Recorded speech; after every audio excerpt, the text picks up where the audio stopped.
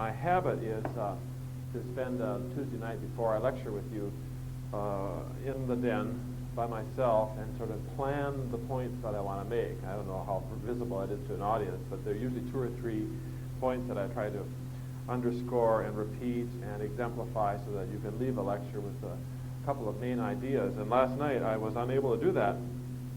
Health is the issue today. My father fell down, fainted twice last night in Wisconsin and was taken to the hospital, and he's in the critical care unit. So I spent last night on the telephone long distance 4 times. And it was just one of those nights when I simply could not sit down and do what I usually do. So I've been trying this morning to get a handle on how to approach this, but if I feel more tentative to you and less certain about where I'm going, that's the reason for it. And of course, Marion called me last night and said her husband was ill, and I hear the husband of your book reviewer was ill, so it seems to be one of those days when illness seems to take its toll. I called the hospital myself this morning at 10 o'clock, and they said things look very good, that he's not had a repeat of the heart problem that caused him to faint, and he didn't injure himself in falling, but he was at the lodge, and luckily his lodge mates helped him out. So I'm a little bit less secure right now than I usually am. I had to tell you because I know that you people will actually chastise me if I don't tell you about my family sometime during the afternoon. My daughter had her braces put on Monday, so and it includes, in 6th grade, headgear. So she's walking around like this, and she won't eat. So when I got up this morning at 5:30, she came down at 5:45 and sat in a chair in the kitchen and said, "I'm shaky, Dad." And I said, "Why?" "Because I haven't eaten anything in 2 days." I said, "Emily, you've got to eat, even with braces, because 6 years of no food means..." But it was, yeah. The nice thing for her is that braces are haute couture, right? Haute couture, that's what they are. Every girl in her class has it. So what I'm going to do is probably take us less far into the novel today than I had intended to. I have planned pretty thoroughly and reread up through about chapter 17 or 18. And I don't want to go beyond that, even though I have, in fact, already outlined the entire novel. That wasn't done this week. And so I'm a little bit less secure. So next week we'll do the last third, or a little more than a third of the book. And that's where a lot of the major moral issues really come to a crunch. And so today what I want to do is to continue what we did last week, in particular clarify our understanding of some of the major characters. We have not yet looked at Sir Claude and Mrs. Wicks, and that's what I want to begin with.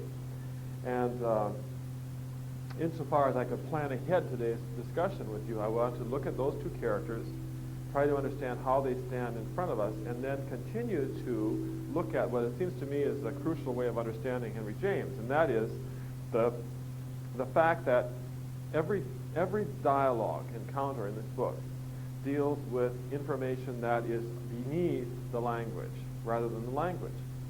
And as the weekend went by and I was sort of rereading the chapters and thinking about what to say with you, I was struck again with something that is so often the case with Henry James, which is that all of the real action takes place someplace else, right? I mean, you hear through your dialogue hints of what's going on among these people, but none of it's going on in your presence. In this novel in particular, he's cut you out of the adult action, so you only see it through inference, as Maisie sees it. But of course, she's a child, and her interpretation of what things mean is limited by her child's perspective. So in 1987, no novelist would ever resist the temptation to show you, every element of the burgeoning love affair between Mrs. Beale and Sir Claude, or between Ida and the Count or the Captain, or you name whichever of her recent men might be, because our age does not have any delicacy about such things. But for Henry James, in this novel in particular, it's all offstage. And so unless you're reading with an alert eye, you don't catch that a word is used to Maisie, she misinterprets it or interprets it in her own way, And you have to say, well, what does that mean in terms of how the adult gives hints or clues to the child? Most children, one hopes, are not as involved or embedded in the kind of adult mésalliance, is that a good French word, as Maisie is. And she gradually acquires the ability to respond properly. And as I was reading last weekend, I thought, gosh, this is fascinating. She knows when to shut up. So if you remember, for example, she meets the captain because accidentally Sir Claude takes her to the park, Regent's Park, and there's Ida, his estranged wife, and her latest beau. The husband and wife go off, and she goes off with the captain. And this is the passage I want to look at first. The captain tells her all kinds of things and says, this is between us. And she knows not to tell Sir Claude. But the minute she goes back to Mrs. Beale, does she find out all about it? So Maisie, without intellectualizing it, is able to say these people are not to participate in this knowledge, which is, in this case, the captain's very positive feelings about Maisie's mother, and Mrs. Beale is. And so in this middle part of the novel, you're catching Maisie's growth in sophistication as to what she can repeat and what she can't repeat. This is bothersome to me. Is it bothersome to you? Maybe it could be turned down a little bit. So what I thought I would do today is pick up in the middle of the book and read this encounter with the captain and see how the language works and ask what we're really learning. And when we finish that, go back and get the initial descriptions of Mrs. Wicks and Sir Claude, because they're such interesting people, beautifully described. And then throughout this afternoon, kind of raise the issue of how do we learn things. And another issue that I think we want to address is what does it mean to have things squared, right? You got that phraseology. Things are now squared between these people. And what is happening as the adult relationships transform Maisie's relationship with them, as she becomes essentially more and more important, but in different ways. The question next week, which is the crucial heart of the novel, so even if today doesn't work out as a successful lecture, I hope you would come back, is Mrs. Wick's question to her at the end, which is, do you not have any moral sense at all? And the issue then is, well, what kind of a moral sense would a child have who's raised in a society of completely immoral people, at the very best, amoral people? She's never given a moral standard by which to grow, it seems to me. How does that sound now to you? Is it okay? So let's go back to this passage that struck me as so fascinating, and it tells you so much about Maisie. It's chapter, find it, chapter 16. And your page number would be, can anybody find it? We do have different, 126. This is where Maisie is shuffled off by Sir Claude to be with the captain while he confronts Ida. By the way, what is the shock for both of them when they meet Ida in Regent's Park? Does anybody remember? Where do they think Ida is? She's gone to Europe to be in in a billiards tournament. So you can imagine, here is Sir Claude, who has found his way to Maisie. And I think for me today, the nature of Sir Claude is a major issue. I love being able to walk around here and not be tied down like a dog to a leash. Here they are. He finds his wife walking with a strange man. Maisie doesn't know who it is. She thinks it's probably who? Anybody remember? Yeah, Lord Eric, or maybe the Count. Turns out it's the captain. But Maisie's reaction to this whole episode is interesting. So let's pick it up. Just at the very end of the previous chapter, Stephen Conway, again, I want to do some major reading today with this. He was too angry to heed her, too angry with his wife. As she turned away, she heard his anger break out. Claude is furious. You damned old, bitch, a word which Henry James would never write out in all of his letters, right? She couldn't quite hear it all. It was enough. It was too much. She fled before it, rushing even to a stranger for the shock of such a change of tone. I don't think to say that to Ida is to be unfair. Do you? I mean, And yet, the very next chapter sets up a marvelous contrast, because where we are never secure in this book is in the actual adult nature of these people. We, up to this point, have seen certain things about Ida that I think will keep us pretty permanently against her. Among them, her relationship to Maisie. She is a cold mother, is she not? And this chapter, which I really like so much, is a chapter which shows some consequences of that coldness on Maisie. Yesterday, Sandy she's substituting, and she was at Whittier Elementary School in Ballard with a special education class. And she had, among her group, a couple of very small girls, 4 years old, and another child, a young boy. And she was saying after work yesterday how sad it is for her because these little children are so unparented. It takes about an hour before they are sitting in her lap calling her mommy. And all day long they hang on to her looking for some love, some affection. And her comment after work yesterday was, what life do these delightful little twins, for example, that she had yesterday have, that they are so starved for a mother that a woman in 1 hour who shows some interest in them becomes mommy. It's a real sad issue. In the case of what Maisie knew, what happens when you have a father and a mother, neither of whom cares for you in any personal way? Well, Maisie, who is acquiring adult sophistication and thinking about adult affairs, though she doesn't even know exactly what they mean, has not secured herself from a child's need for a loving parent. And that's what this chapter shows so interestingly. What do you and I know about the captain in terms of adults, without knowing whether he's a nice man or a bad man in terms of Maisie? What do we know about him? He's a what? Well, he showed interest in her. But aside from Maisie, what do we know about the kind of man he is? Simply because of what we know about her mother. He's just another in a, right? You could call him what's his name that starts with P? What's his name? Yeah, Perrier or something like that. In fact, as you listen to Ida, you hear all these references: Lord Eric, the Count, Mr. Perrier. Right, later on it'll be Mr. Fishbein or someone like that. Right? Ida is one of these women who always has a man. In this case, usually 15 years younger than she is, following her around. So from an adult perspective, the captain is simply another man who lives in this, we would, I think, probably say it's early 1900s, late 1800s version of the jet set where Jackie Onassis just goes from, Monaco to Monte Carlo and back again.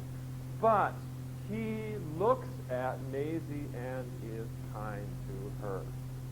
Our standards fall, don't they, radically in this book in terms of what we expect of an adult for a child. And so let's take a look and read through this chapter 16 and see how communication passes. As she met the captain's light blue eyes, the greatest marvel occurred. Remember, she's running away from what? Her stepfather had just said, "You damned old bitch." Well, children don't like to hear parents in argument of that type, do they? No.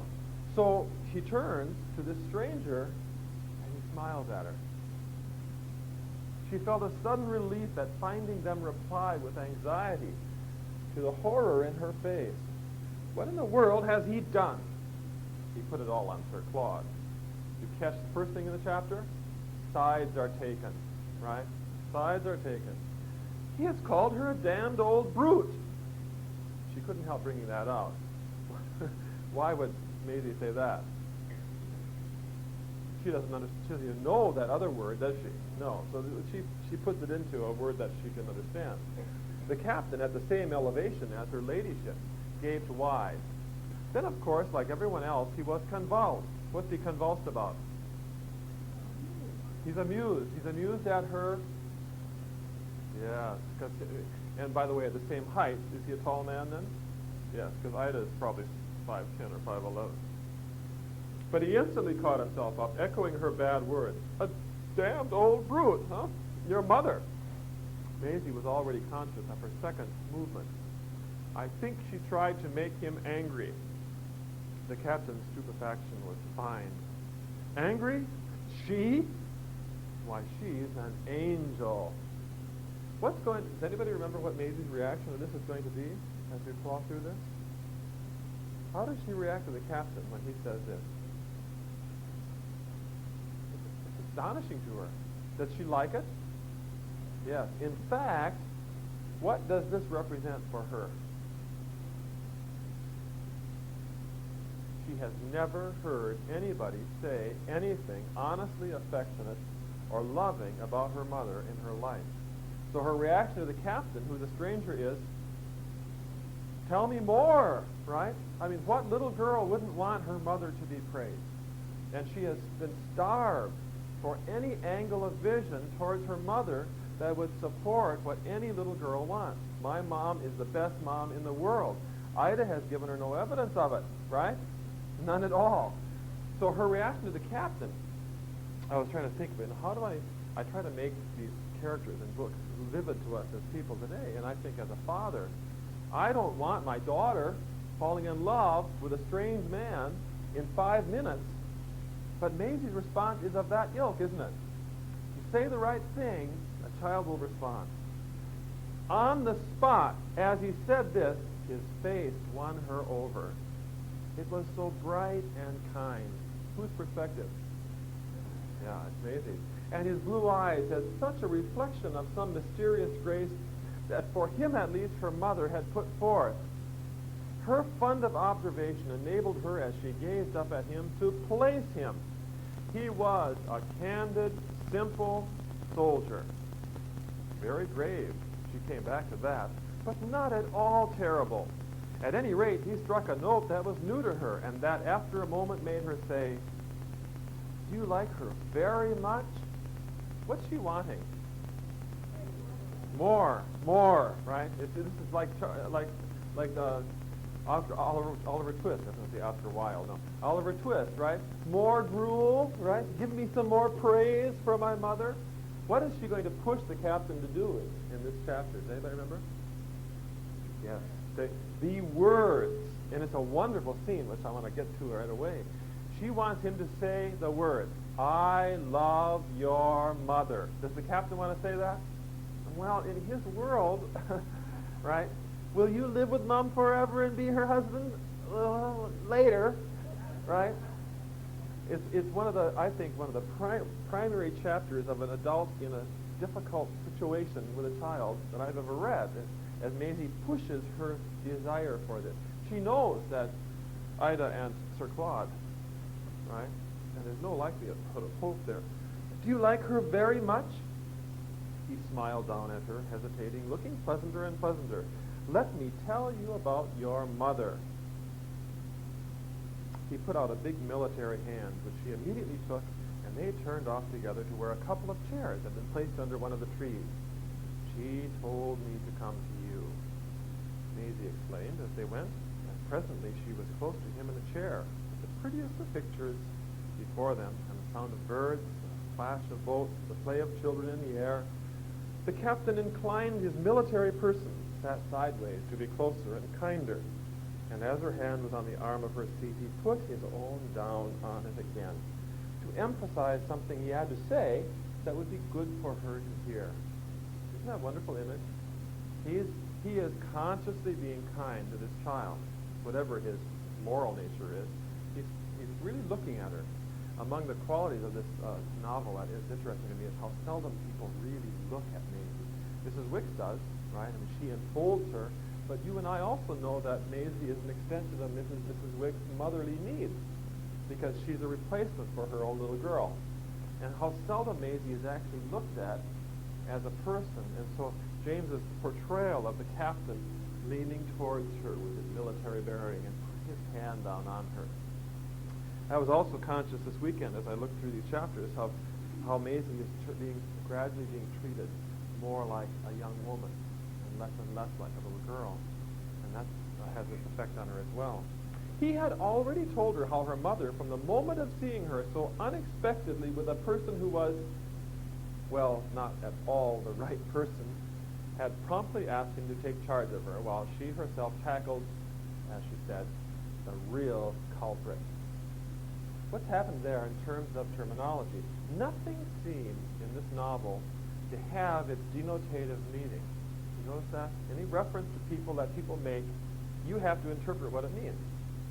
Is there any reason in the world why Maisie shouldn't be taking a walk in Regent's Park with her stepfather? Of course not. Of course not. But when Ida talks about Claude, who she now hates, right, it is completely unacceptable and the real culprit. Right? These terms don't stand in any exterior way. I remember talking to a class once about narrative, and the wonderful key to Henry James is his revolution of narrative, right? The person telling you the story, the consciousness of the story. Revolution. You can't trust things the way you could trust things before, right? Because what James is doing in this book is using the language of the interior of the characters, and therefore fuzzing the issue. I like narrators who say, this is the way it is, and I can say, I believe that, right? The omniscient narrator who tells you the truth and you can rely on him. But James doesn't use words that way, and so we have to always be alert, because Sir Claude isn't a villain in this circumstance. In fact, maybe he never is a villain. I want to take a poll as to how many of you women love Sir Claude when it's over. He gave the child the sense of doing for the time what he liked with her, as opposed to what? It's a great genius to do this. What do all the other adults give her a sense of? Even Sir Claude, I think, is not. Well, when they're with her, they're doing what they have to do with her, right? As a teacher, I want my students to feel that when I'm teaching them, that's where I would rather be. Right? And I know a lot of teachers who communicate to their students, I'm here because it's sixth period, but I'd rather be at the beach. Right? And I think that's one of the successes a teacher has to have, even if you're lying. Because the truth is, when I'm teaching sixth period, I would rather be at the beach. I said something last week to my sixth period class, which is a senior B-level class. And they require a lot of drama, and I have to work harder with them. They're not naturally involved in English. And I was angry with them last week. And I said, this is the biggest group of complainers I've ever had. And I get sick of complaining. Though it's just nitpicking. It's that they're not happy. It's just that's the way they are. And yesterday after class, two of the girls who are just sweethearts got up and said, you really do like our class, don't you? Right? You're not really. I said, of course, I love you. You're a great kid. But that, I had planted a seed of doubt in them, and Elizabeth and Tiffany wanted to know that fact. He liked sixth period, and he'd rather be with us than with somebody else. And so I said, yes, that's true. But I don't like your griping. And they said, oh, we never gripe. I said, no, you don't, but somebody else does. He gave the child the sense of doing for the time what he liked with her. 10 minutes before she had never seen him. But she could now sit there touching him, touched and impressed by him, and thinking it nice when a gentleman was thin and brown. And what word is repeated there? No, before that. What verb? Right there's something else.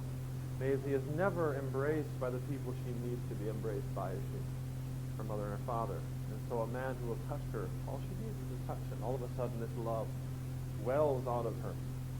Brown, with a kind of clear depth that made his straw-colored mustache almost white, and his eyes resembled little pale flowers.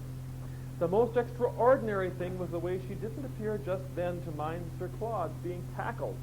The language is so... What's the language? Who's tackling Sir Claude? Ida! I assume with Henry James it's probably a rugby image, right? More than football, but it fits this as well with us. What do you notice about that in terms of Maisie's loyalty? You can't be with the one you love the one you're with.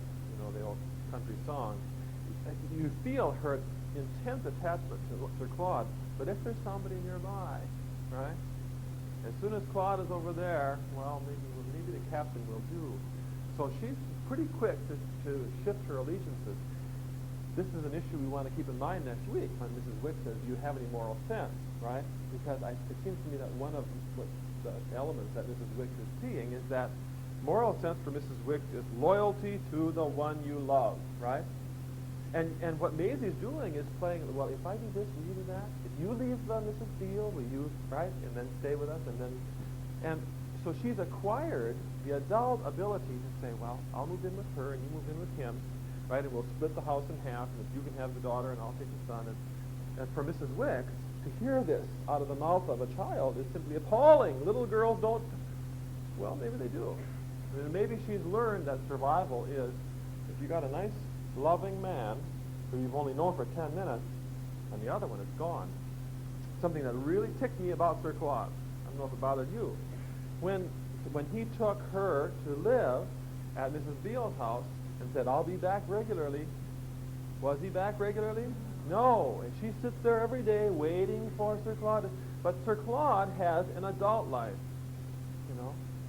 And it's so hard as a reader to recognize that in most adult lives, the lives of children do not take preeminence over adult activities.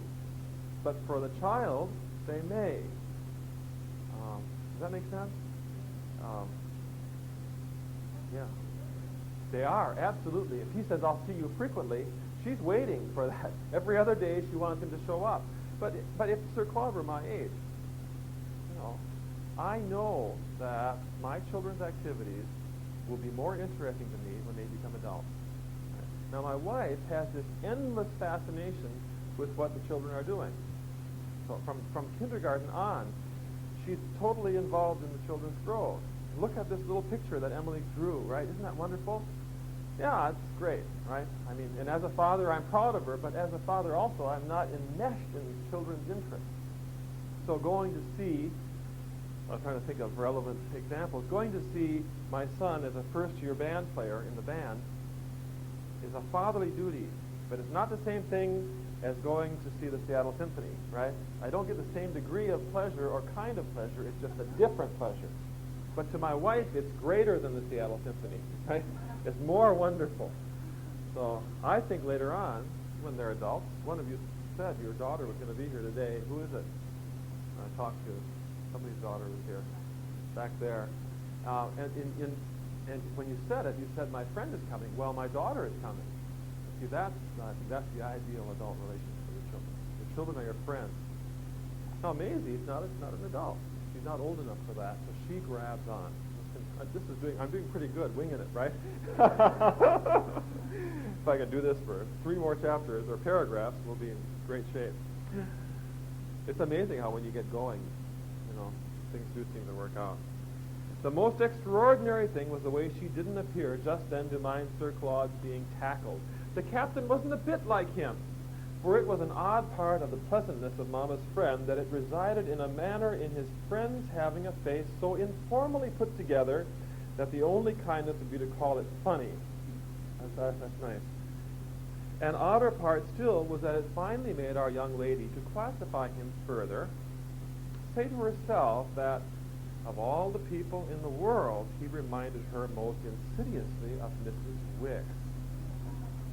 He didn't have straighteners, nor a diadem. What are straighteners, remember? Yeah. Nor at least in the same place as the other, a button. I thought about that last night. I don't know where else he might have it. What is her button? It's her, yeah, my grandma used to wear a bun. She used to call it a bun. And I don't know where he might have a button if he doesn't have one there, but James said it, so we'll leave it go and let our perverse imaginations fly. He was sunburnt and deep-voiced and smelt of cigars, yet he marvelously had more in common with her old governess than with her young governor, her young stepfather.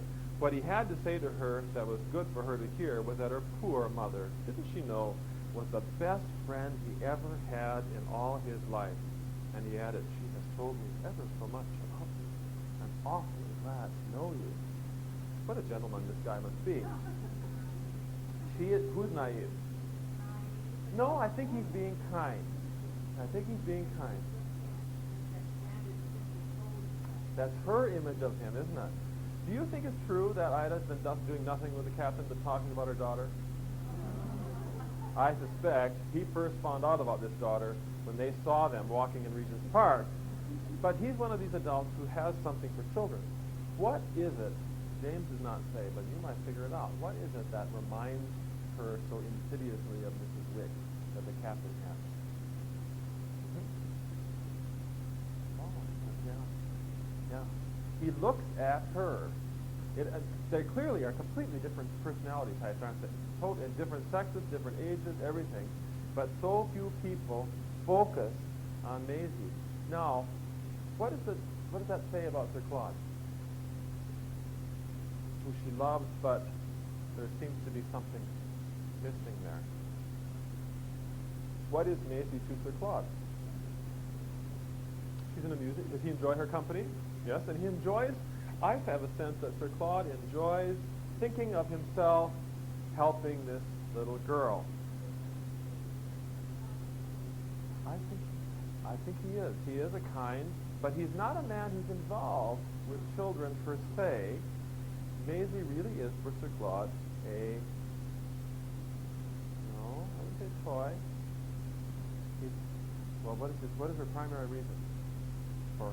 What does he use her primarily for? To get to Miss Steele, right? So like everything else, she's the excuse, isn't she? She's the person that he can use to establish social there's no other reason why a stepmother and a stepfather should get in touch with each other, right? Except that they've got a child in common. And so his primary interest is not Maisie, and Maisie somehow knows it. So the artificial primary interest of the captain is quickly appealing to her and puts him in the world of Mrs. Wicks, for whom nobody else is important. Because Mrs. Wicks will actually stand up to whom? Ida. The language in here of what Ida would have said to this woman, right? And she barricades herself in the study, not the study, what do you call the child? Nursery, and stays there, and she will starve to death. And so they end up eating cake or something, isn't it? Yeah, because Ida won't pay her salary, and yeah, great people. So let's go on. At bottom of my page, paragraph down. At first, I thought you were Lord Eric. Find that? Okay, let's look at the dialogue only for a bit. The captain looked vague. Lord Eric? Oh, and then Sir Claude thought you were the Count. Why, he's only 5 foot high and as red as a lobster. Maisie laughed with a certain elegance in return. What's she trying to do? Yeah, she wants to be a young lady. Repartee, right? Maisie laughed. The young lady at the ball certainly would, and was on the point, as unconsciously, of pursuing the subject with an agreeable question. But before she could speak, her companion challenged her. Who in the world's Lord Eric? Well, don't you know him? She judged her young lady would say that with slight surprise. You mean a fat man with his mouth always open? She had to confess that their acquaintance was so limited that she could only describe the bearer of the name as a friend of Mamma's. But a light suddenly came to the captain. What do you call him, brother, huh? The fellow who owned Bobolink? I love this. It's so indirect. Wonderful stuff. What is happening with the captain? Wait a minute. Where am I, right? Where am I in this sequence of men related to Ida? He knew about the Count, right? But who is this Lord Eric? The guy who, what is Bobolink? A racehorse, undoubtedly. And it fits right in with Ida's world, right? So, yeah, fellow who owned Bobolink. Then, with all his kindness, he contradicted her flat. Oh, dear, no. Your mother never knew him. Meaning what? Oh, you have to give Ida credit for taste, right? You and I know Ida has no taste. We've already met Mr. Perrier, haven't we? So, but it's to the captain's advantage that Ida have some taste right now. But Mrs. Wicks said so. Mrs. Wicks, my old governess. She's mixed him up, your old governess. He is an awful beast. Your mother never looked at him. He was as positive as he was friendly. And doesn't she know the Count? Oh, I dare say. But he's another ass. After which, abruptly, with a different look, he put down again on the back of her own the hand he had momentarily removed. Maisie even thought he colored a little. Why would he color a little? He's getting embarrassed. This conversation is not one holds with the child of your lover, right? And yet she's got Information, right? Maisie always has information. I want tremendously to speak to you. You must never believe any harm of your mother. Oh, I assure you, I don't, blushing herself. Of course you don't, when you know how fond she is of you. She's fond of me? Tremendously. But she thinks you don't like her. You must like her. She has too much to put up with. Oh, yes. I know. She rejoiced that she had never denied it. Meaning that this is sort of a surprise, right? Lucky for her, I haven't spoken. Good question. What is it? In fact, I like that question a lot. What do you... Well, they're not the best of men. Far from it. How does Ida get all these admirers? Now, we could already make some deductions from this by what the captain has said. What has the captain implied he knows about Ida's world? Or what Ida says? How does right? What has Ida told him that makes it possible for him to say things like, she has had too much to put up with? Oh, can't you imagine? Can you imagine? And of course, you are the only man I can rely on. You know, that beast of a husband of mine, right? It is a wonderful line. Yeah, you could probably use it even today. And yeah. So she comes on as the wronged woman, doesn't she? And she's speaking to the next man in line. Does this man strike you as overly bright? No, I think he's... Ida has lasted a long time dealing with rather dim-witted men. I have friends who think there are no other kinds, but she has had too much to put up with. Oh, yes, I know. Of course, I have no right to speak of her except as a particular friend, but she's a splendid woman. She has never had any sort of justice, hasn't she? Perhaps I oughtn't to say it to you, but she has had everything to suffer. Oh, yes, you can say it to me. The captain was glad. Well, you needn't tell. It's all for you see. Between you and me, Maisie said. Oh, there are lots of things I've never told. Well, keep this with the rest. I assure you she has had the most infernal time, no matter what anyone says to the contrary. She is the cleverest woman I ever saw in all my life. She's too charming. Interesting non sequitur. Pardon? I think he's very, very... you notice the non sequitur in that speech? Right? What is out of place? He's got really two ideas about Ida here. One is confusing the other. On the one hand, she's horribly abused, right? On the other hand, oh, she is so charming. She is so clever. Well, he's completely under her spell, right? Does the captain reappear?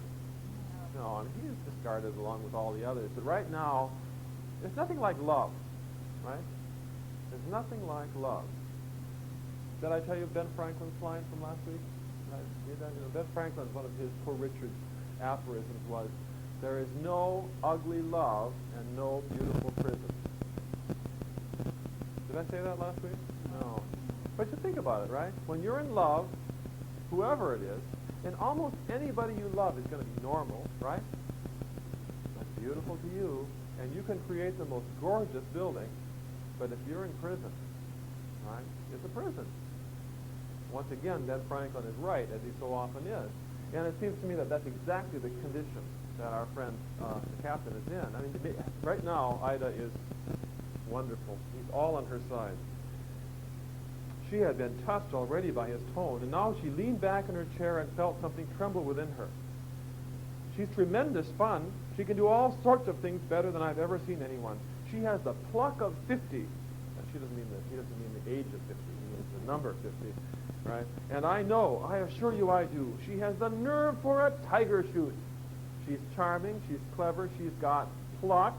She's got nerve. By Jove, I'd take her.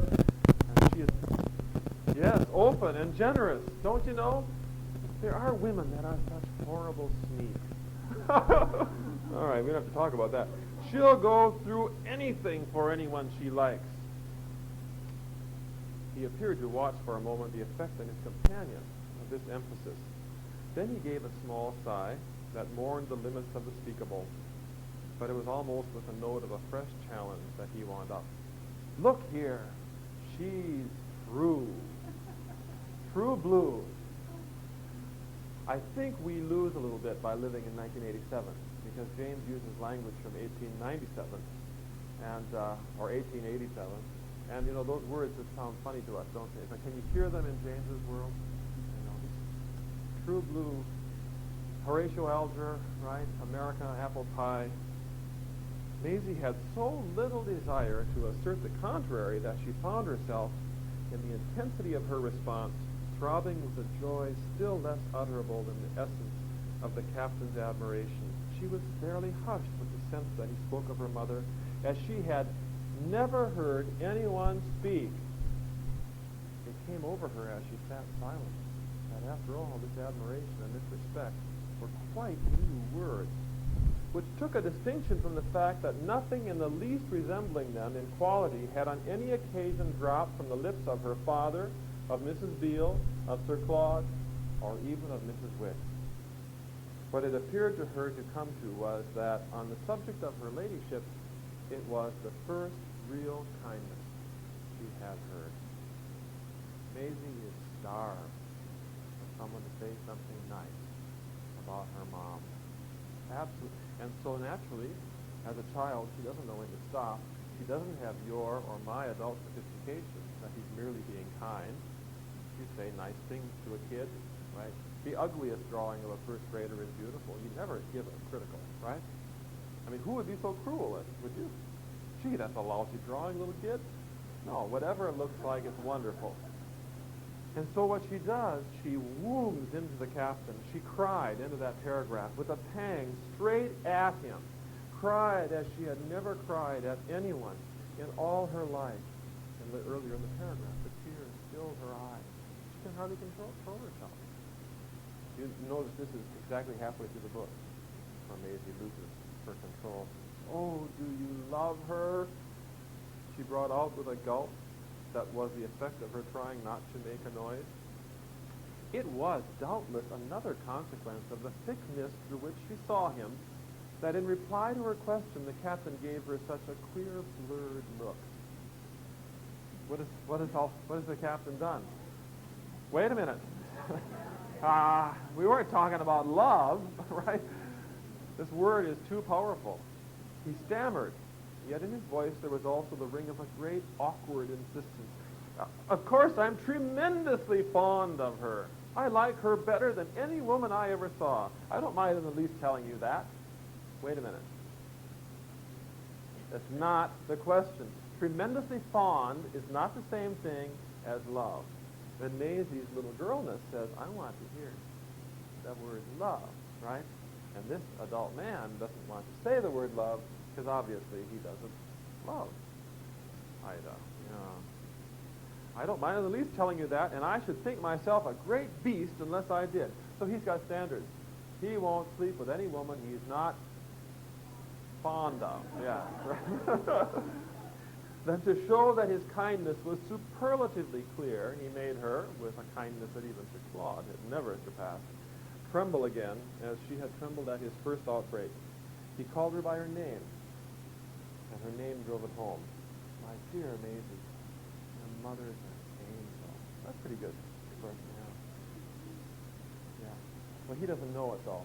He's just that he's trying to be kind, and she's a desert with a first rain, right? She's a desert and a first rain.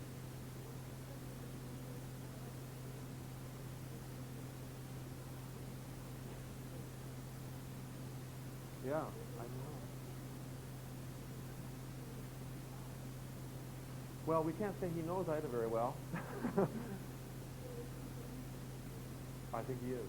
Yeah, I think he is. Well, he's forced into it, isn't he? Yeah, we're almost done with this. We'll get to that. He actually was forced out. But I think it's true. The captain sees a woman, but he doesn't know Ida. You and I know Ida better than he does. And so James will not allow him, or maybe instinctively as an adult, he won't use a word which isn't more accurate at this point. what I notice about that is that Maisie is forcing him into verbal accuracy, right? He doesn't want to be verbally accurate. He wants to say, generally, I like your mom a lot. And when Maisie says, no, I want to hear that word, he immediately pulls back and avoids the word which would have its consequences. Ida isn't it. But it also tells you something about his adult life, which is what? Is he an innocent with women? Do you think so?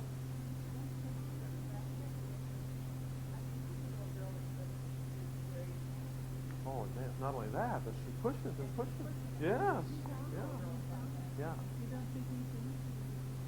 I think he is intellectually innocent. I think he's dumb. I don't think he is sexually an innocent man.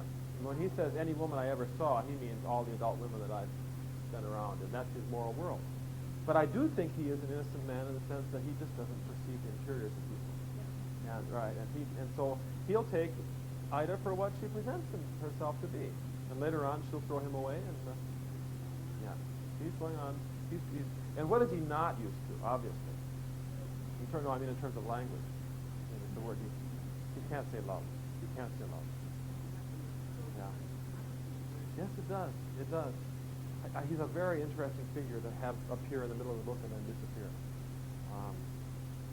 We talk about love in class sometimes, we're teaching students. Half the poems in the world are written about love, and I always ask the kids, what does love mean to you? We use love so casually. I love ice cream, I love Cheerios, I love that movie, I love that dance, I love this band. So that love loses any substantive quality. But I remember in high school telling myself I will never say I love you to a woman unless I mean it. I love you to me is not going to mean I want to go to bed with you tonight. But I think a lot of young people today, love has got that quality. If this man is one of those people for whom, I don't want, right, no, let's not use that language.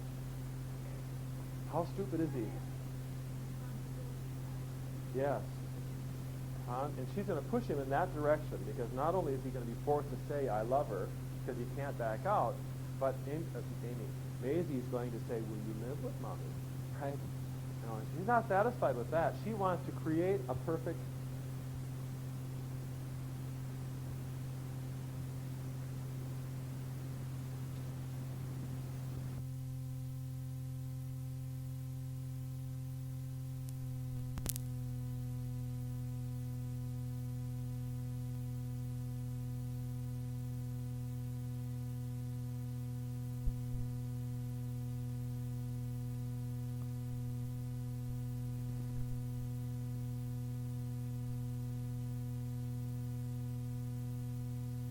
They hate their spouses, right? And the spouses are having a love affair. So, yeah.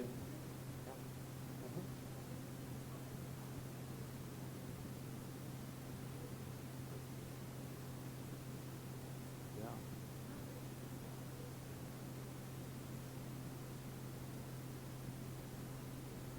Interesting. Yeah. Well, because they go together like a horse and carriage. So... that's interesting. That in the old days you wouldn't even say the F word. Now you won't say the L word and the M word. Love and marriage. Yeah. I could almost marry. Right? Run away. Help.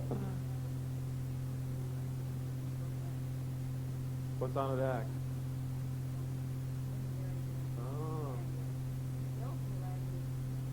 But we're sophisticated, late 20th century people, so it flies right over us.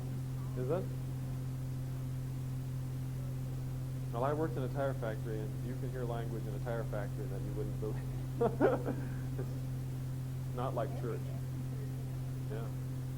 Right. It's the adjective to every noun. Yeah. It was an almost unbelievable balm. What do you put a balm on? A sore or a wound. It soothed so her impression of danger and pain. She sank back in her chair. She covered her face with her hands. Oh, mother. She sobbed. She had the impression that the captain beside her, if more and more friendly, was by no means unembarrassed. In a minute, however, when her eyes were clearer, he was erect in front of her, very red and nervously looking about him and whacking his leg with a stick. Right, there's the British. Say you love her, Captain, Mr. Captain. Say it, say it. Mr. Captain's blue eyes fixed themselves very hard. Of course I love her. Damn it, you know. All right. At this, she also jumped up. She had fished out somehow her pocket handkerchief. So do I, then. I do, I do, I do. Then will you come back to her? She won't have me. Yes, she will. She wants you. Back at the house with Sir Claude? No, not with him. In another place. She won't have me in any place. Oh, yes, she will if I ask her. Shall you be there? Uh-oh. The captain has unjustified expectations of his influence on Ida, doesn't he? Yeah. Oh, yes, someday. Then you don't mean now. Children catch that right away, right? You know. Will you come now? Go with us for an hour, he said. So his idea is that Maisie will go and they'll walk through Maisie Park together. Right? Maisie considered she wouldn't have me even now. Who's smarter? Oh. She could see that he had his idea, but that her tone impressed him. She will if I ask her. I'll ask her this minute. The next minute she exclaimed, it's over. Here he comes. Who's coming? Yeah. The captain watched the approach of her ladyship's husband. I've no desire to avoid him. Well, you mustn't see him. Oh, he's in no hurry himself. Sir Claude had stopped to light another cigarette.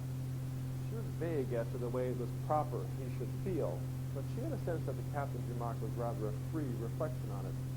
Oh, he doesn't care. Doesn't care for what? Doesn't care for who you are. He told me so. Go and ask Mama. If you could come with us? Very good. You really want me not to wait for him? Please don't. But Sir Claude was not yet near. The captain had with his left hand taken hold of her right, which he familiarly, sociably swung a little. Only first tell me this. Are you going to live with Mama? The immemorial note of mirth broke out at her seriousness. One of these days. Then where will Sir Claude be? Well, he'll have to leave her, of course. Does he really intend to do that? Well, you've every opportunity to ask him. He won't do it. Not first. What does that refer to? What won't he do first? He won't leave first. In fact, Sir Claude has said she's not getting any excuses from me, right? So if she wants to separate, she's going to do it. In a James Day, would a woman do that? Almost impossible. Oh, the first made the captain laugh. Oh, he'll be sure to be nasty, but I've said too much to you. Well, you know I'll never tell. No, it's all for yourself. Goodbye. Goodbye. I like you too. You do love her. My dear child. Then don't do it only for just a little while. A little? Like all the others. Oh. All the others? And you can see his eyeballs. She pulled her hand away. Do it always. She bounded to meet Sir Claude, and as she left the captain, she heard him ring out, "Oh, I'm in for it." As she joined Sir Claude, she noted her mother in the distance move slowly off, and the captain, swinging his stick, retreat in the same direction.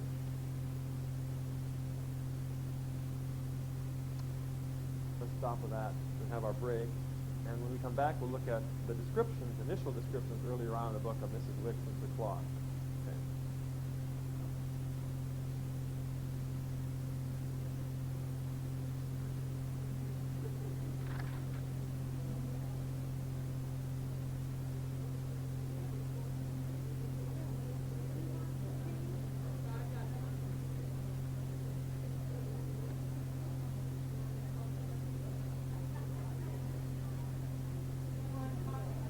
Yeah, but I'm going to go upstairs.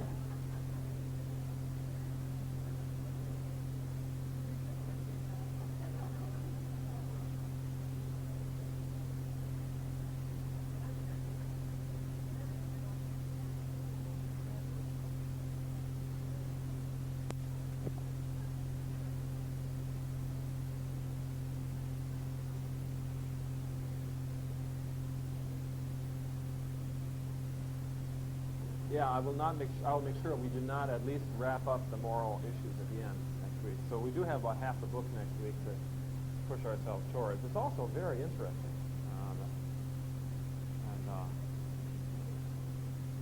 You can't read a chapter such as the one we just read when you're interested in the dialogue, interacting with people without thinking. It sure takes James a long time to describe a conversation. You notice that?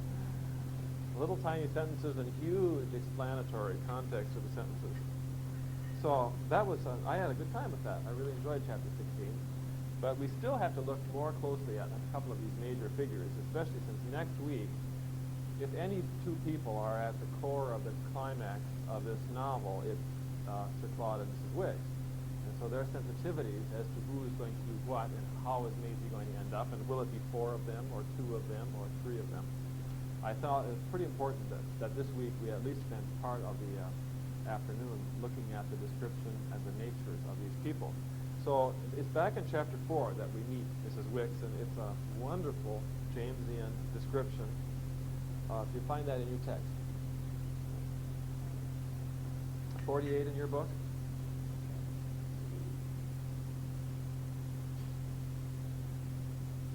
So it's chapter 48. Let's take a look at Mrs. Wicks. Yes, chapter 4.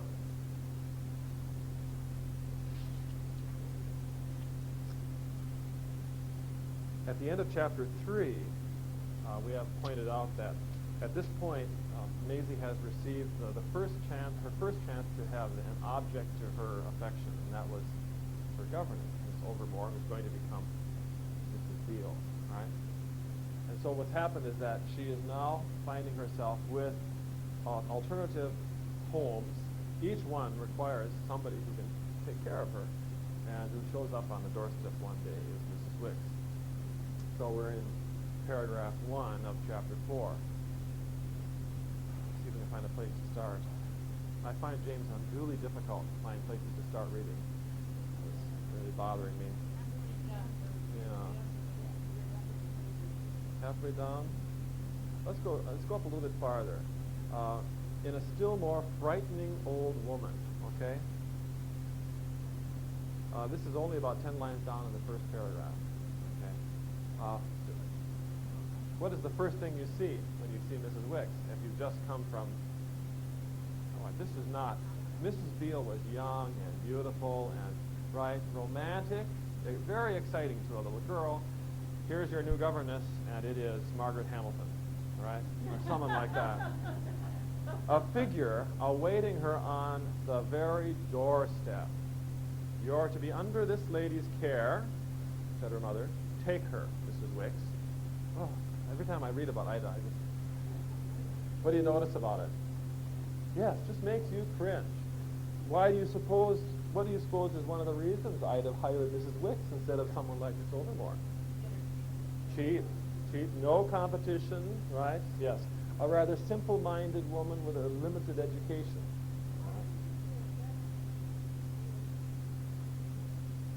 Anybody you hire and call a governess is a governess. I think that's it, isn't it? Right.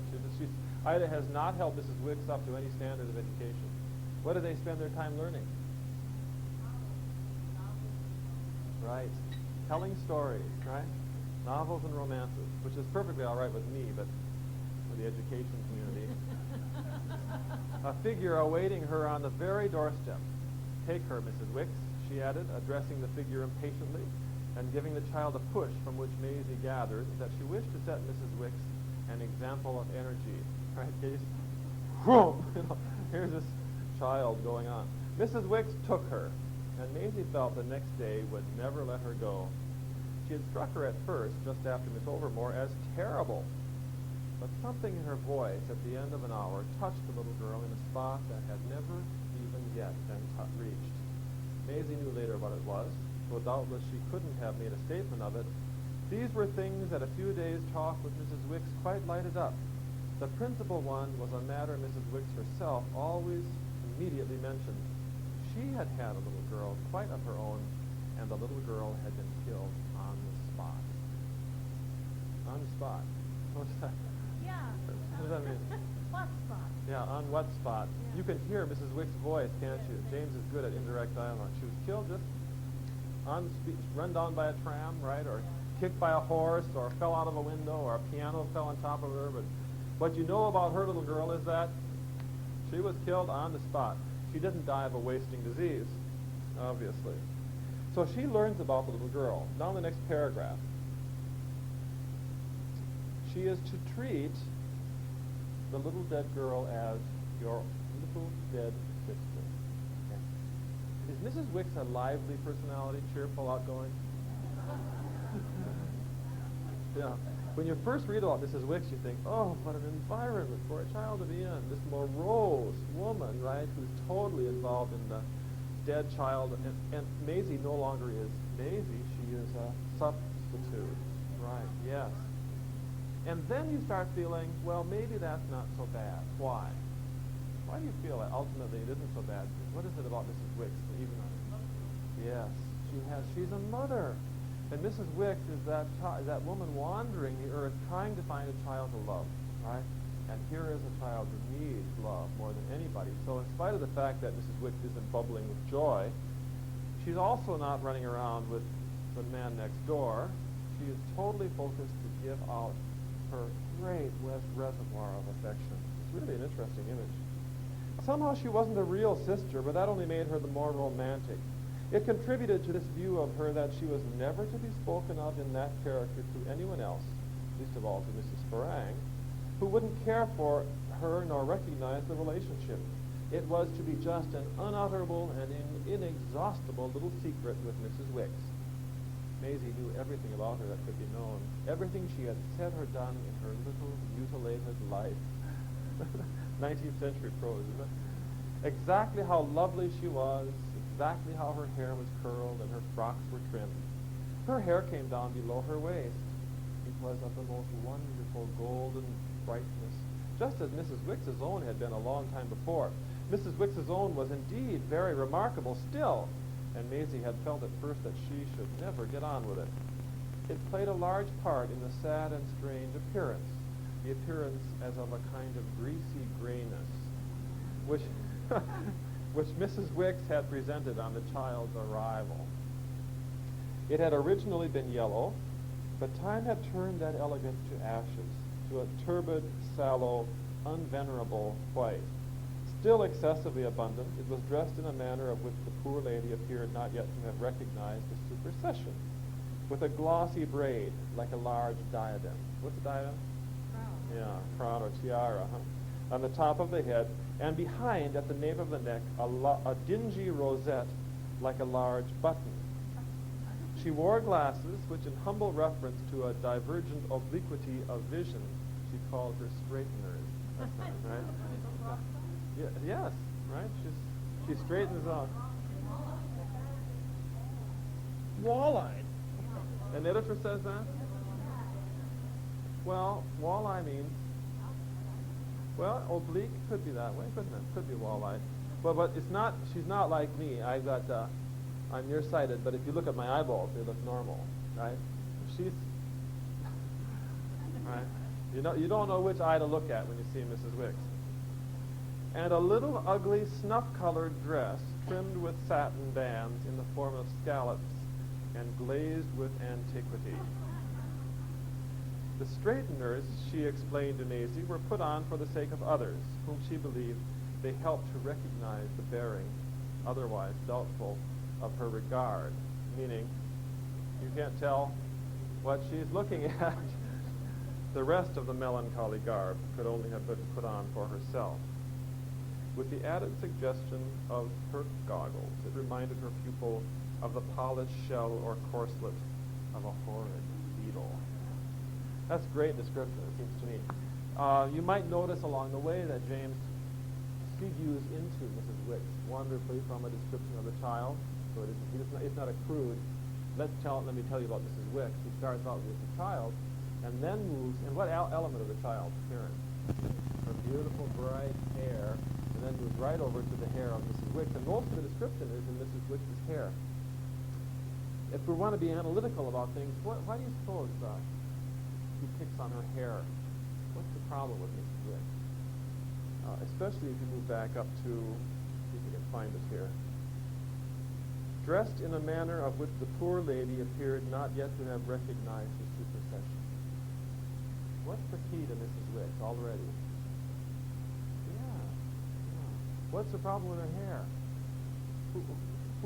It's old-fashioned, it's dirty, it's sallow and white. Yeah. And yes, she's not a wealthy woman. The style went out years ago. Moreover, apparently he's implying what about the age involved here? Do older women traditionally wear their hair long? No. Even in James' day, perhaps? By this time, perhaps they did? Yeah. Now she wears hers up high. My grandmother had hair down her, yes, and she always wore it up in a bun, just like her. But James is saying something about the style and about her. Yeah. Yes. So what you get is she's got her hair wound around like this in a crown, and then down like this in a button. But that's what Maisie's image, a great big button. Good question. How old is Mrs. Wicks?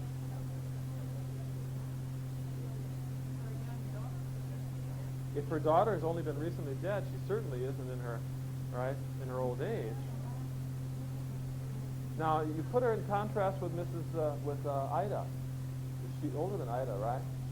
So Ida's probably in her 40s. Does that sound right? And she's playing around with men in their 30s. She's got to be young enough. Ida has to be young enough to attract a man the age of right? She's dyed her hair and she's got lines, and yes. So I figure Ida's my age. I hate to say it, an old lady my age. Young enough, old enough to show that she's not a young woman anymore. Young enough to still attract people like Captain, who's clearly, not to have given up entirely. And from a distance, with your eyes squinted shut, she looks pretty good.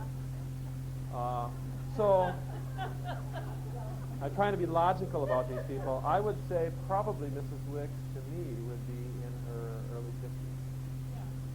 And because Mrs. Wicks, if she's old enough to be seen by Ida as an old lady, is young enough to see herself as a possible companion to Sir Claude, right? So it has to be somewhere in there where Mrs. Wicks, I guess what I want to catch about her description is that she's a woman who doesn't know that she's out of the race.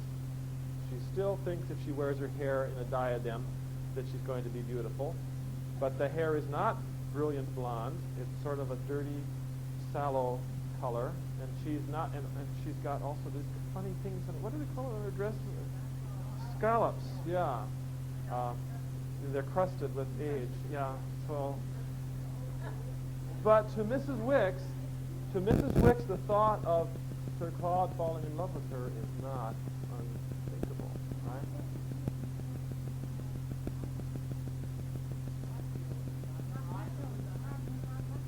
Well, I would say certainly not more than 10 years older. James, have you been frustrated by this? Don't you wish he would say, Maisie is now 11, and Ida is now 43, and he won't do that. I was saying upstairs before dinner, last time I taught this, which was at the UW, I made one of my goals to figure out how old these people were, and I could not do it. He does give you one date, but he plays so fast and loose with 6 months here and 6 months there that by chapter 5 you don't have the vaguest idea. So I guess what I tend to do is put them in relative relationships, as we did last week. We know who's the oldest, Beale, then we have Ida, and then we have, Sir Claude, and then we have Mrs. Beale, and on the top we have Mrs. Wicks, who's probably older than Beale as well.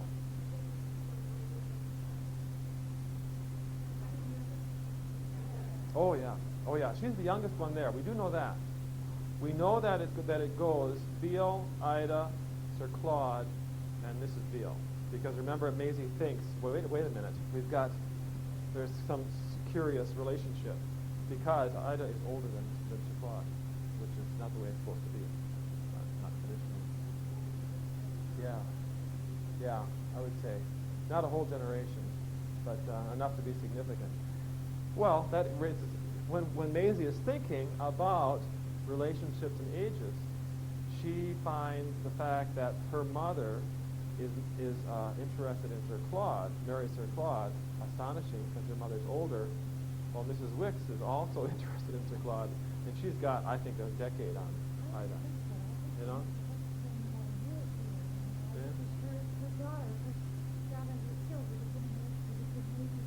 But do we know how long her daughter's been dead? No, yeah. That's right. She's the kind of woman who would mourn for me for 10 years. And where's Mr. Wicks? Never mentioned. Never mentioned. Yeah. He probably died 10 years ago on the spot. Or the same spot.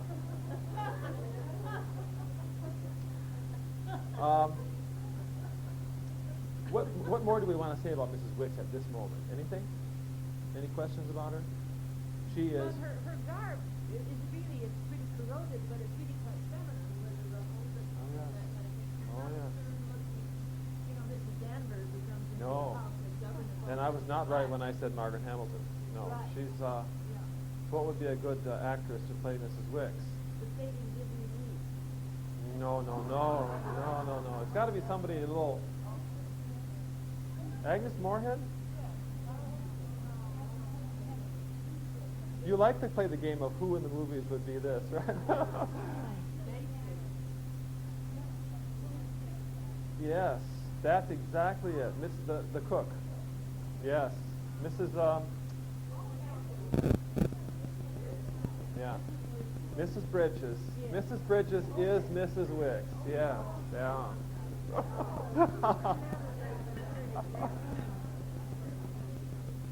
Well, there's somebody else that I think could do it, because I think she's a wonderful actress and would play this role, and that's Angela Lansbury. She was also, not in her role as a detective, but she's got the right age, and she could really, yeah. Betty Davis.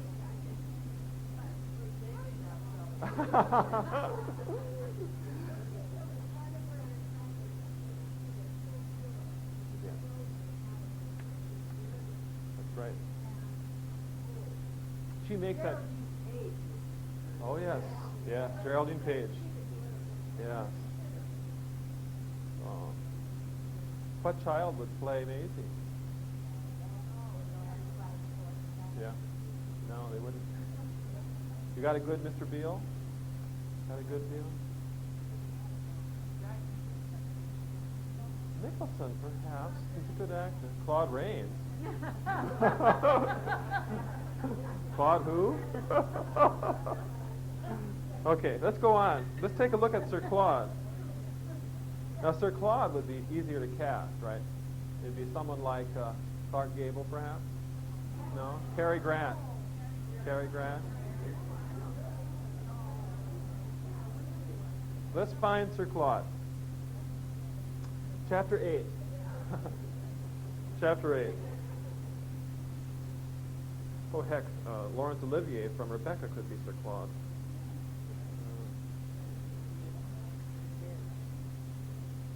Let's introduce ourselves to Sir Claude and see if we can use this to reinforce our discussion last hour with the captain, because I think you'll notice right away that James is really carrying our relationship with, our responsive relationship to men right along with him.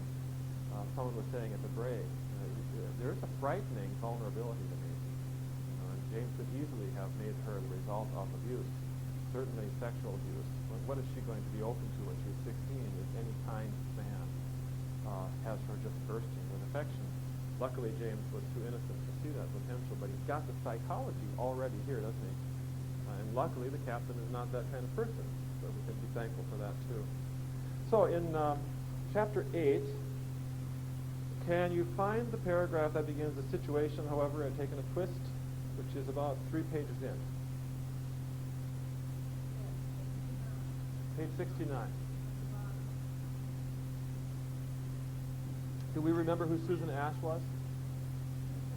Yeah, a maid in whose house? Yeah, she's in Mrs. Beale's house. So here's Sir Claude. He shows up, remember, one day? Bingo, out of nowhere. Looking for an excuse, apparently. The situation, however, had taken a twist when, on another of her returns at Susan's side, she'd gone out for a walk. What does Susan do that she liked? Unlike a model. They dawdled, right? Model must have just dragged this poor kid from place to place, whereas Susan Ash stopped at all the shop windows. Maisie likes that. Extremely tired from the pursuit of exercise qualified by much hovering. And that's true, by the way. You're much more exhausted if you stop than if you do your exercise. She encountered another emotion. She, on this occasion, learned at the door that her instant attendance was requested in the drawing room. Crossing the threshold in a cloud of shame, she discerned through the blur, what blur? Anxiety, speed, being dragged through the threshold, smoke. Yeah, okay. This is an interesting phrase. She discerned through the blur Mrs. Beale seated there with a gentleman, who immediately drew the pain from her predicament by rising before her as the original of the photograph of Sir Claude. Last week we ran out of time, but I wanted to talk about that photograph because, once again, James uses a little detail to really sort of loom in front of you symbolically. Remember, the photograph was sent to Maisie.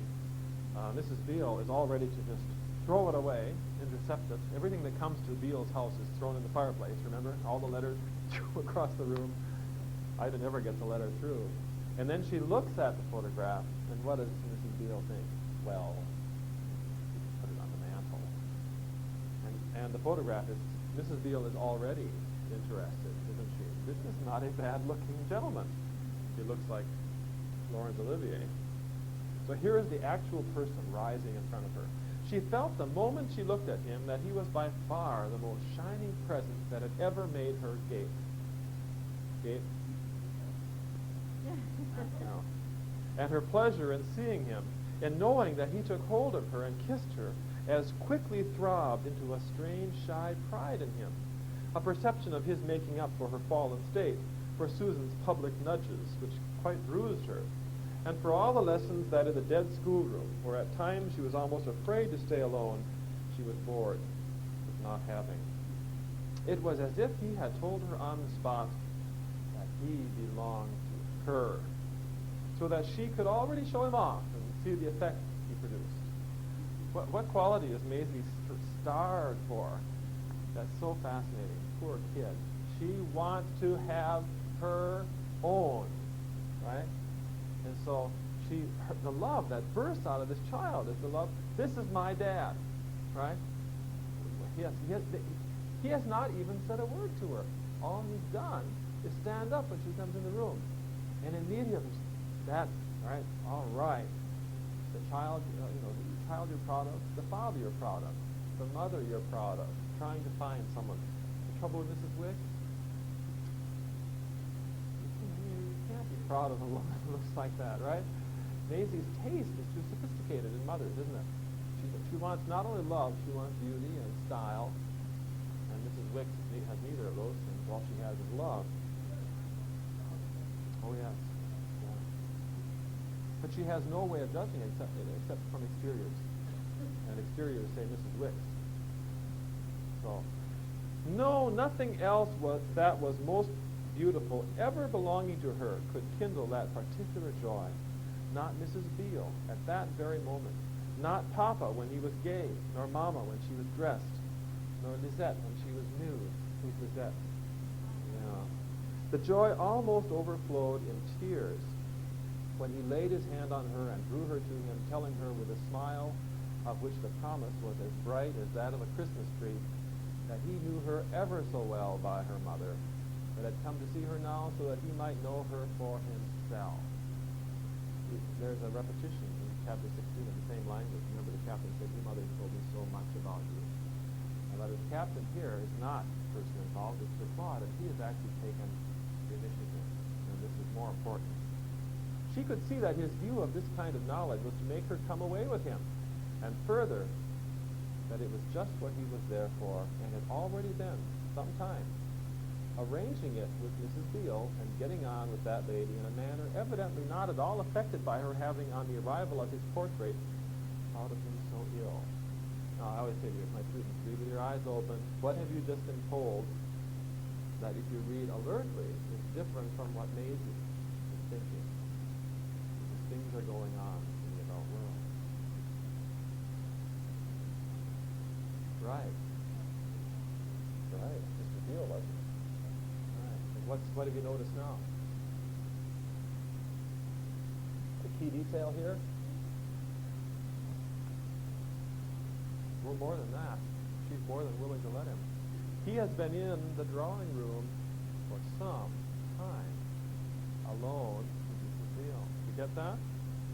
Maisie thinks arranging things, waiting for Maisie to come back with Susan Ash. Well, right? He's been arranging things. These two people are charming each other to death. Would they be bothered had Maisie taken another hour's walk? No. So if we're reading with our eyes open, we know that things are going on. For Maisie, everything is focused on herself, but for the adults, there are other priorities as well. They had grown almost intimate, or had the air of it, over their discussion. They're almost friends already, aren't they? And it was still further conveyed to Maisie that Mrs. Beale had made no secret, and would make yet less of one, of all that it cost to let her go. You seem so tremendously eager, she said to the child, that I hope you're at least clear about Sir Claude's relation to you. It doesn't occur to him to give you the necessary reassurance. Maisie, a trifle mystified, turned quickly to her new friend. Why, it's of course that you're married to her, isn't it? See, even in this chapter, which is so early in the book, she's aware of the rules and regulations. All right? Step-parents have certain rights. Parents have certain rights. Governesses have certain rights. And if you don't have a title, you don't have any rights. Right? But once you get a certain title, you don't need certain things, like children. So Maisie's extra baggage once they're married. Right? And so Maisie's thinking right off the bat. Yeah. About a page later, see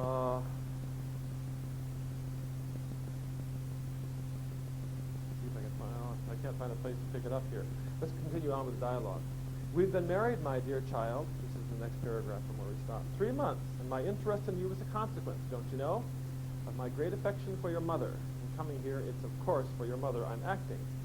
Oh, I know. She can't come herself except just to the door. Why? Beale would give her a boot in the butt, right? Can't she come even to the door now? There you are, Mrs. Beale exclaimed. He spoke as if his dilemma were ludicrous. No, not very well. Because she has married you? Well, that has a good deal to do with it. But Papa, he has married Miss Overmore. Ah, you'll see that he won't come for you at your mother's. That lady interposed. Yes, but that won't be for a long time. Oh, that's what makes it so hard to give her up. Mrs. Beale made this point with her arms out to her stepdaughter. Maisie, quitting Sir Claude, went over to them and clasped in a still tenderer embrace, felt entrancingly the extension of the field of happiness. I'll come for you if Sir Claude keeps you too long. Now, what is going to happen in terms of the adult affairs going on here now? Now, Ida and Beale would never show their faces at the doors of their former spouses' marriage, right? They don't want to see the second husband and wife. So who's going to be having to do all these? The step-parents. And this is a wonderful opportunity, is it not? Yes, it is. I know her ladyship as if I had made her. They're a pretty pair of parents, Mrs. Beale said. And one more paragraph here. Maisie had so often heard them called so that the remark diverted her but an instant from the agreeable wonder of this grand new form of allusion to her mother. A pretty pair of parents. By the way, when people said that, when they meet. Yeah, I can just hear my little Graham saying, oh, well, they're a pretty pair, you know. I haven't heard it for years. Presently, left her free to catch at the pleasant possibility in connection with herself of a relation much happier as between Mrs. Beale and Sir Claude than it between Mama and Papa. Right? Maisie thinks strictly in terms of happiness, but she's not so much a fool, having been raised in the world that she's come from, as not to catch that things might get a lot more pleasant as you go from house to house. Let's pursue ourselves into chapter 10. And we'll use this as our concluding section. If I can find it here. Got the wrong one. Because the issue at hand here is that Maisie is just wonderful, and the phrase that I like from this chapter is at getting people together. Isn't it nice? You know, there are certain people who are wonderful social directors. Well, Maisie is a social director. She gets people together. So what's happened is that difficulties have arisen. This is in the paragraph that is at the end of the one we looked at last week about people's ages. It gave her moments of secret rapture. Find that paragraph? This is a couple pages into the text. Okay, 84, the end of that long paragraph. I want to pursue this, and if we have time, just read from here to the end, and that'll take us to about 3 o'clock. Her father's there. New information is coming out about the getting of people together. What we're going to discover is that Claude and Ida are not like this anymore. The end of her colloquy with her stepfather in the schoolroom was her saying, and if we're not to see Mrs. Beale at all, it isn't what she seemed to think when you came for me. He looked rather blank. What did she seem to think? Why, that I've brought you together. She thought that? Maisie was surprised at his already forgetting it. Just as I brought Papa and her. Don't you remember she said so? He came back to Sir Claude in a peal of laughter. Oh, yes, she said so. Why is he laughing? See, Claude and Mrs. Beale are being careful now. Why? Because they are having an affair, aren't they? Now, Maisie just thinks of it as adult friendships. She can't think in the literal sense. So now that they have been brought together, he's very amused at this, right? Out of the mouths of babes, Art Linkletter would say. So Claude is very amused at this. Yes, she said so. And you said so. I noticed one thing about Maisie. You know, she always continues on. She doesn't stop when she should stop. He retorted as if they were and he recovered with increasing mirth the whole occasion. And you said so, he retorted. Then we were all mistaken? No, on the whole not. I dare say it's just what you have done. We are together. It's really most odd. She's thinking of us, of you and me, though we don't meet. And I've no doubt you'll find it will be all right when you go back to her. Am I going back to her? Later on, you find out that she and Claude see each other all the time. Yes. Claude lies to Maisie, doesn't he? Remember, it says that he hasn't seen Mrs. Beale at all, but within a chapter, we realize Mrs. Beale reveals that they see each other frequently. How else are messages sent? Am I going back to her? It appeared to make Sir Claude grave a moment. It might have made him feel the weight of the pledge his action had given. Oh, someday, I suppose. We've plenty of time. I've such a tremendous lot to make up. Certainly, and you must make up every hour of it. Oh, I'll see that you do. This was encouraging, and to show cheerfully that she was reassured, she said, that's what Mrs. Wicks sees, too. Oh, yes, Mrs. Wicks and I are shoulder to shoulder. Maybe took in a little this strong image. Children are literalists, aren't they? What does that mean? After which she exclaimed, then I've done it also to you and her. I've brought you together. Oh, no, Claude doesn't want to go that far. Blessed if you haven't, he says, and more, upon my word, than any of the lot. Oh, you've done for us. Now, if you could, as I suggested, that day, only manage me and your mother. Bring you and her together? You see, we're not together. Not a bit. I oughtn't to tell you such things, all the more that you won't really do it. Not you, no, old chap. There you'll break down. Meaning what? Maisie can... Nobody. She can bring Wicks and Claude and Mrs. Beale and, right? God and Satan, but nobody's bringing Ida and Claude together. It won't matter. We'll rub along. The great thing is that you and I are all right. We're all right. How shall I ever leave you? It was as if she must somehow take care of it. Oh, well, you needn't. It won't come to that. Do you mean that when I go, you'll go with me? Not exactly with you, perhaps, but I won't be far off. He's going to have the delicacy. Mrs. Beale cannot go to Sir Claude's house. But when she is at Mrs. Beale's house, Sir Claude can find excuses to be around, right? Because he is not the parent, so he's freer to go. So Claude and Mrs. Beale are better off when she's at Mrs. Beale's house. It encourages, and so he will always be nearby, naturally, because he's going to get there to see her, Miss Overmore. But how do you know where Mama may take you? I don't, I confess. That will be for you to see, that she shan't take me too far. How can I help it? Mama doesn't care for me. Not really. Child as she was, her little long history was in the words, and it was impossible to contradict her as if she had been venerable. Sir Claude's silence was an admission of this, and still more the tone in which he presently replied. That won't prevent her from sometime or other leaving me with you. Then we'll live together. I'm afraid that will be Mrs. Beale's real chance. Her eagerness just slightly dropped at this. She remembered Mrs. Wicks's pronouncement. Take me again? Well, can't you come to see me there? Oh, I dare say. Then you will come. You'll come often, won't you? She insisted, while at the moment she spoke, the door opened for the return of Mrs. Wicks. Claude, hereupon, instead of replying, gave her a look which left her silent and embarrassed. When they had privacy, he said, You see, my dear, if I shall be able to go to you at your father's, isn't it all the same thing for Mrs. Beale to come to you here? That's the point we just made, right? Maisie gave a thoughtful assent. I shall probably be able to go to Mrs. Beale's without your mother's knowing it. Everyone I've talked to among you has felt real good about Sir Claude. He's an awfully nice guy. Next week I want to ask us if there are not little elements in him that might deserve our admiration just a little bit. He's very, very careful to plan. Yeah, slippery. We don't have to tell your mother about this. And the idea,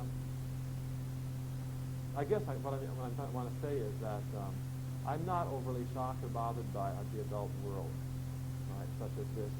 I am a little worrisome about the use of children in such world. And Maisie is a tool, and even Sir Claude isn't above it, so he's certainly not the worst person in the book. Maisie stared with a certain thrill at the dramatic element. And she couldn't come here without Mama's... My dear child, Mrs. Wicks would tell of it. But I thought that Mrs. Wicks and you are such brothers in arms. Oh yes, about everything but Mrs. Beale.